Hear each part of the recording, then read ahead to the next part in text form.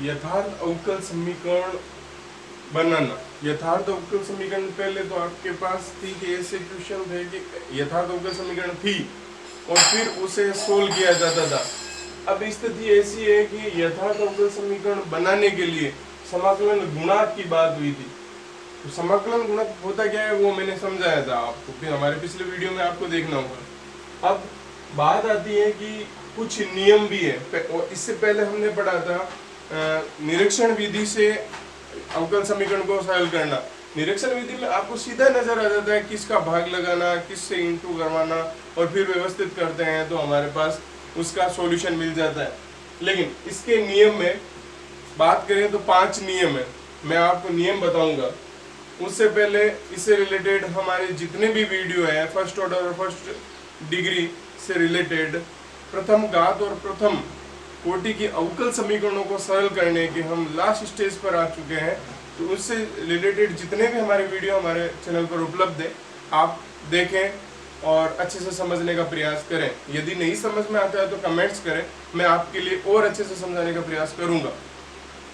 और हमारे चैनल को आपने सब्सक्राइब कर लिया होगा, यदि नहीं किया तो बिल्कुल करें, और साथ के साथ अपने दोस्तों तक भी इस चैनल को पहुंचाएं ताकि और उनका भी ये बेनिफिट मिल सके पढ़ाई करने के लिए। तो हम इसको कंटिन्यू करते हैं। हमारा जो पहला रूल है वो ये है कि यदि हमारे पास समीकरण m dx plus n dy is equal to 0 हो और साथ के साथ क्या हो, समघात हो। ध्यान देना, मैं जितनी भी बात कह रहा हूं उस पर विशेष नोटिस करना। हमारे पास समीकरण इस रूप में हो और साथ के साथ समघात हो, तब आप mx प्लस ny निकालेंगे।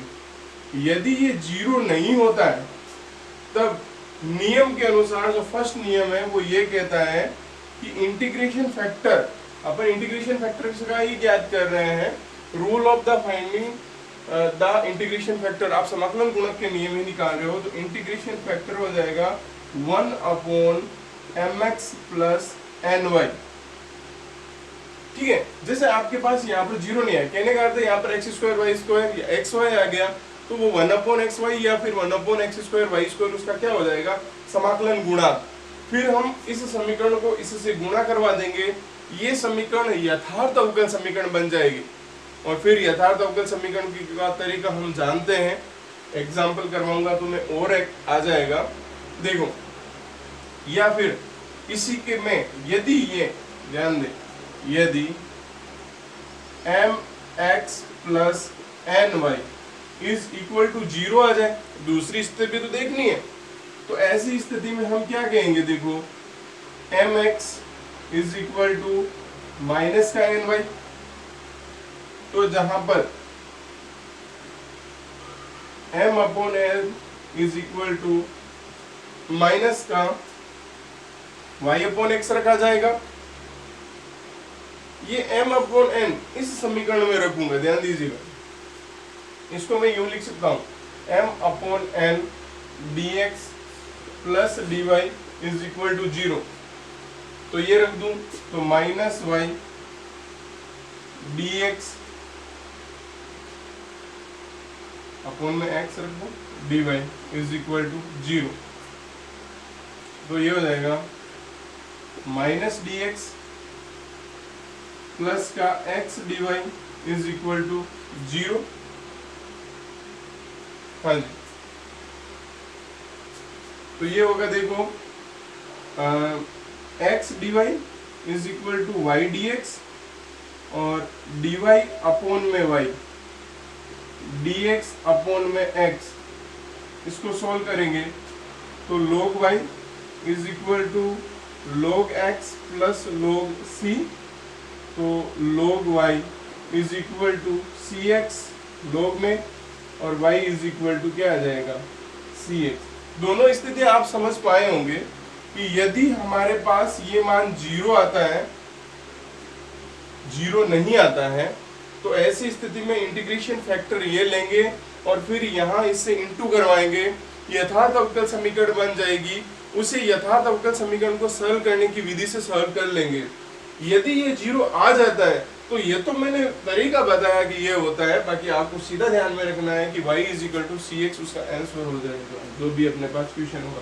मैं अभी क्वेश्चन बताऊंगा, दोनों ही तरीके से क्वेश्चन लूंगा, अभी अपन करते हैं। देखिए, अवकल समीकरण का जो व्यापक रूप mdx + ndy के रूप में हमारे पास मौजूद है, तो हम देखेंगे कि क्या ये यथार्थ अवकल समीकरण है। तो ∂m/∂y, तो x² - 4xy, क्या ये स्थिति यहाँ पर बन रही है, तो यहाँ पर 3x² होगा और फिर आगे 6xy होगा, तो नहीं बन रहा। तो ऐसी स्थिति में ये हम कह देंगे ये है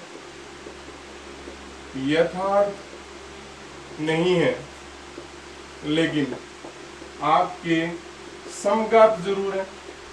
अब समघात अवकल समीकरण हमारे पास है, तो ऐसी स्थिति में फर्स्ट रूल लग जाएगा। और फर्स्ट रूल क्या कहता है कि आप एक बार के लिए mx + ny निकालिए, वो क्या आना चाहिए। तो mx, जहां पर देखिए ये तो m होगा, ध्यान देना, और ये जो माइनस सहित है वो n होगा।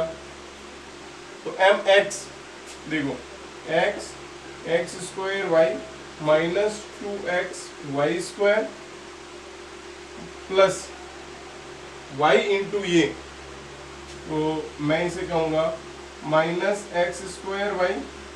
अच्छा, y एक बार के लिए बाहर रख लीजिए, नहीं इसकी तरह, कोई दिक्कत नहीं है, प्लस 3x² y, हाँ जी, x³ y - 2x² y² minus x³ y, और ये प्लस 3x² y², ये तो कैंसिल हो जाएगा, ठीक है। हमारे पास बचेगा x² y², वो भी प्लस में।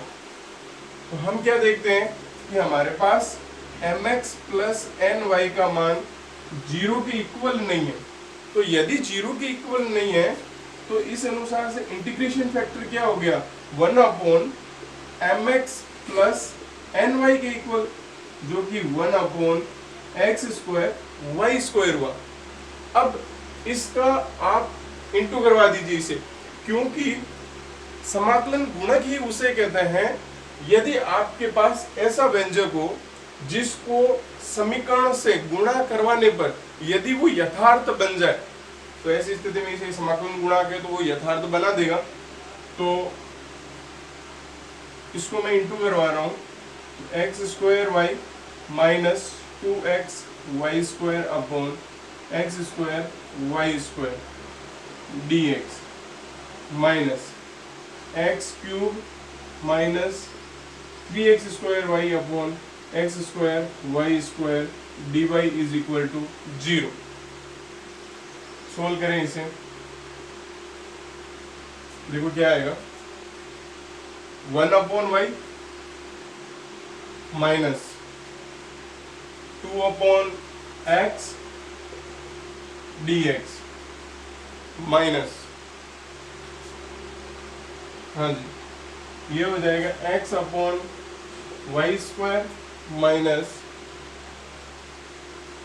3/y dy = 0, है ना।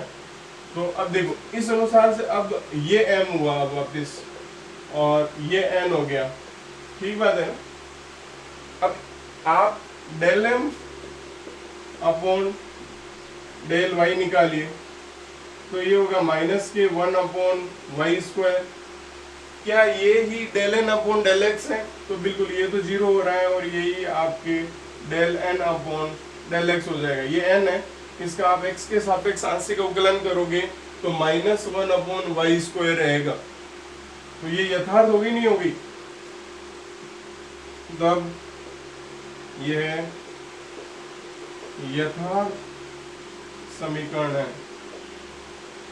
अब यथार्थ समीकरण होना कंफर्म हो गया, तो हम निकालेंगे समाकलन of mdx 1/y - 2/x dx, ये हो जाएगा, देखो x/y - 2 log x, हाँ जी, इसका हम डेल अपॉन डेल वाई ज्ञात करें।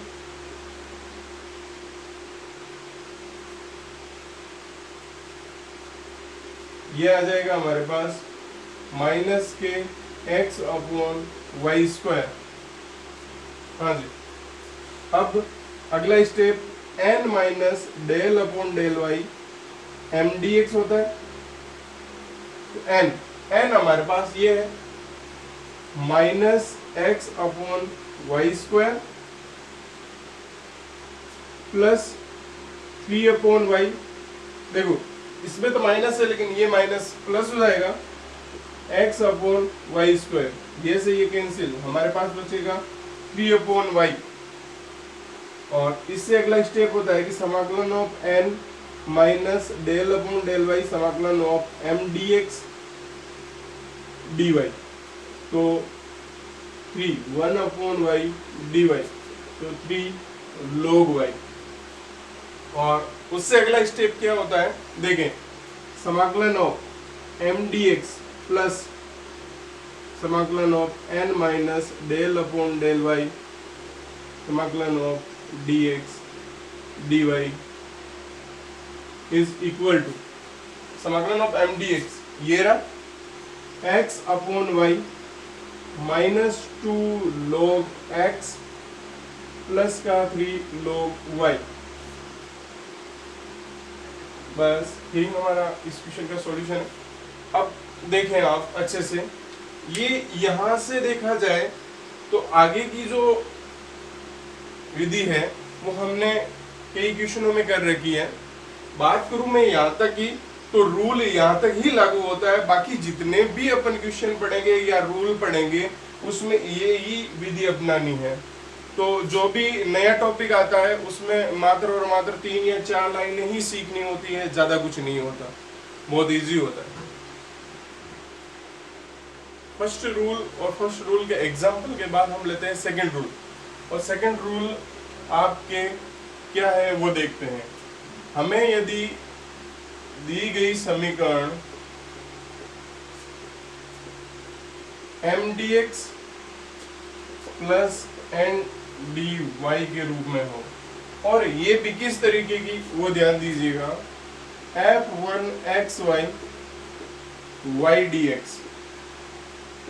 Plus f2 xy x dy is equal to 0। अगर ऐसी व्यवस्था हमारे पास है जो भी समीकरण है उसमें, तब हम निकालेंगे mx minus ny is equal to 0 या नॉन जीरो। यदि ये नॉन जीरो यानी कि जीरो के इक्वल नहीं है, तब आपके इंटीग्रेशन जो फैक्टर होगा वो 1/mx माइनस ny के रूप में होगा। फिर वही बात है, जो आएगा आपके पास मान, उसको इससे इंटू करवाइए, ये यथार्थ अवकल समीकरण बन जाएगी। और जिस प्रकार यथार्थ अवकल समीकरण को सरल किया जाता है वैसा ही हम इसमें विधि लगा देंगे। अच्छा, वहां पर तो प्लस था, ध्यान दीजिएगा, समघात समीकरण होना चाहिए और साथ के साथ mx प्लस ny का मान 0 नहीं होना चाहिए, तो integration factor 1/mx plus ny था और यहाँ पर mx माइनस ny है। अब बात करें सेकंड स्थिति की, कि यदि आपके mx माइनस ny 0 हो जाए, तब आपके m अपॉन n का मान y अपॉन x होगा तथा हल जो आएगा वो X Y is equal to C आ जाएगा। यहाँ पर m अपॉन n का मान जो ही यहाँ पर रखेंगे आप मान y अपॉन x, तो ऐसी स्थिति में मान आपके log में आके और सामने वाला भी log c करेंगे, तो log x plus log y, तो log xy is equal to log c, xy is equal to c हो जाएगा।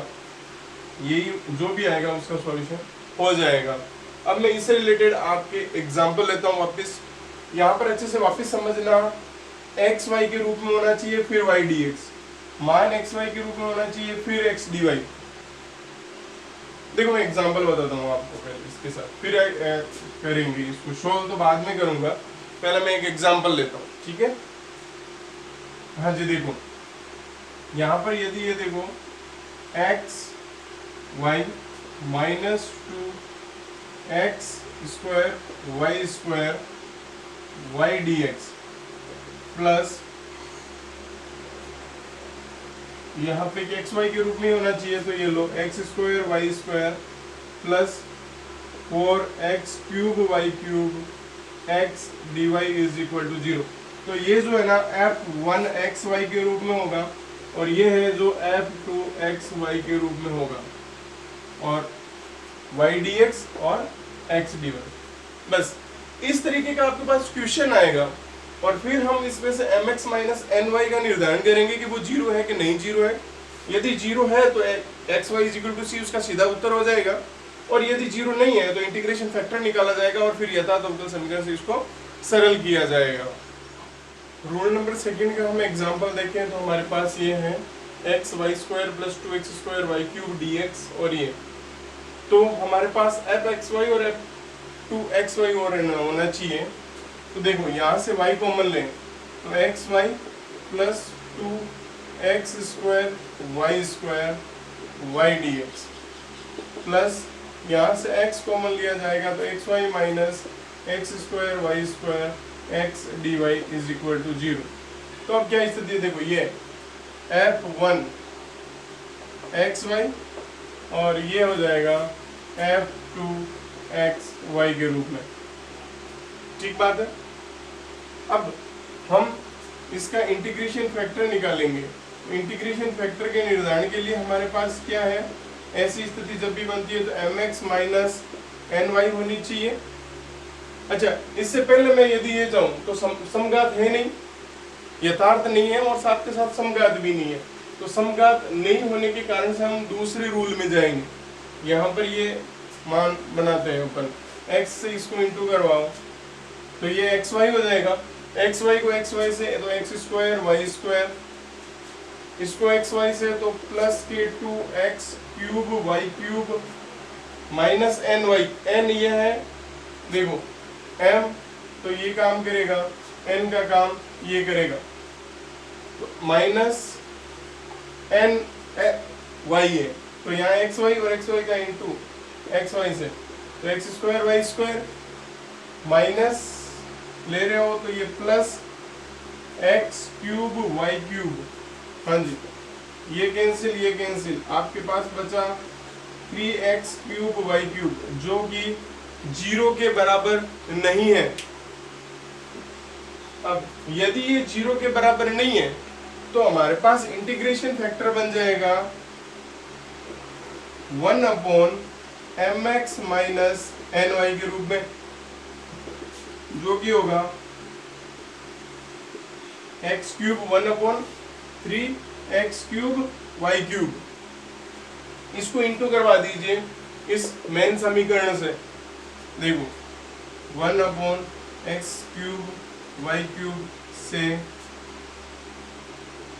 गुणा कराने पर, जो ही गुणा कराऊंगा तो देखना यहाँ पर क्या बनेगा, देखो ये हमारे पास है x, एक बार लिख लेते हैं ये लो x Y square plus 2x square Y cube upon 3x cube Y cube dx plus x square y minus x cube y square upon 3x cube Y cube dy is equal to 0। हाँ जी, solve करते हैं इसे हम, हमारे पास आ जाएगा देखो 1/3 तो मैं बाहर ही ले लेता हूँ, यहाँ से हमें मिलेगा देखो X square Y plus 2 upon में x dx प्लस ये 1/3 तो बाहर ही ले लेते हैं, यहाँ से हमें मिल जाएगा X Y square minus 1/y dy is equal to 0। हाँ जी, इसे सोल्व करते हैं हम, देखो अब ऐसी स्थिति में क्या ये यथार्थ अवकल समीकरण है, उसका भी निर्धारण कर लें आप कि del M upon del Y, इसको आप y के सापेक्ष आंशिक अवकलन करोगे तो हमारे पास आएगा minus X square Y square. क्या यही del N upon del X है? यहाँ से देखिए बिल्कुल माइनस के 1 upon X square Y square. अच्छा ये 1 अपॉन 3 और है, ये तो चलेगा साथ में। अब ये प्राप्त समीकरण यथार्थ है, ऐसा लिखेंगे हम।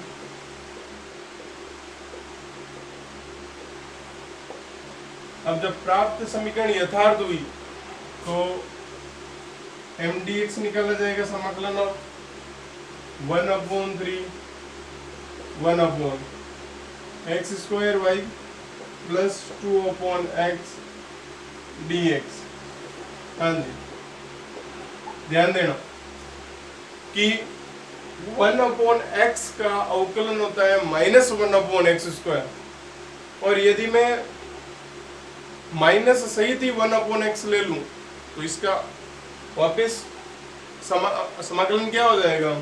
Minus 1 upon X Y plus 2 log x। हाँ जी, अगला स्टेप क्या कहता है? n माइनस, अच्छा पहले तो आप डेल अपॉन डेल वाई निकाल लें,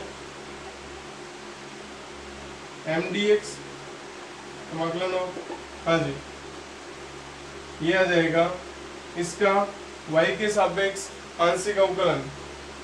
तो देखो माइनस माइनस प्लस हो जाएगा 1 अपॉन 3 एक्स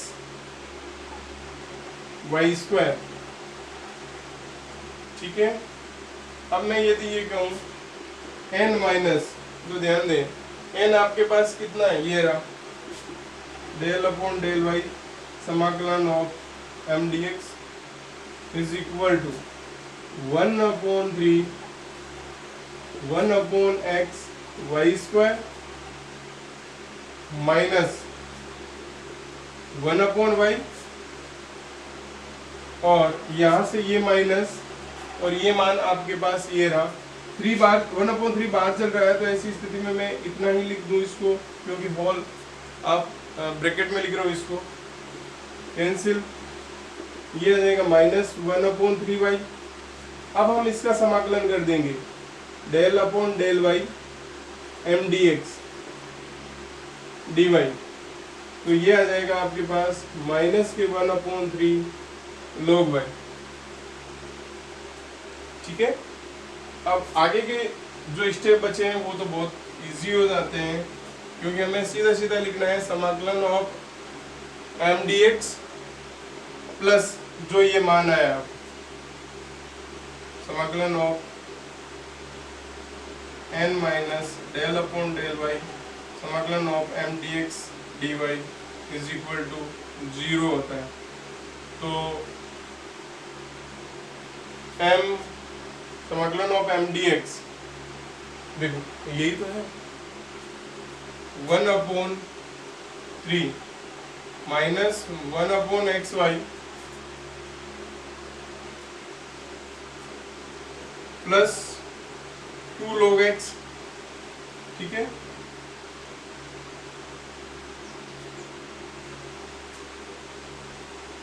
प्लस में माइनस का ये, तो 1 अपॉन 3 तो बाहर है, कॉमन ले लिया मैंने, माइनस का log y is equal to 0।